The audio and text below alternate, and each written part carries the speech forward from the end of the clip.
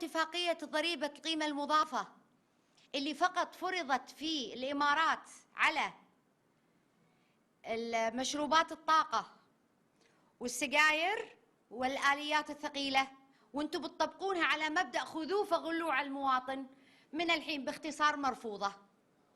مرفوضة لسبب، مو لأن الحين نفس الديباجة نقولها سنعوا في روحكم، ابدوا بالتقشف على نفسكم يا رأس الهرم الحكومي بعدين كلموا المواطن، لا، لأن أصلا وزارة المالية غير مهيئة ولا جاهزة. اتفاقية ضريبة القيمة المضافة للآن لم توقع، وأنا متأكدة من كلامي. والقيمة المضافة لما كان مناقشتها في ذاك الآن كانت أكرر على مشروبات الطاقة، السجاير والآليات الثقيلة. فلا تجين يا حكومة الحين وتقولين بطبق عليكم ضريبة القيمة المضافة، لأنها أمر مرفوض.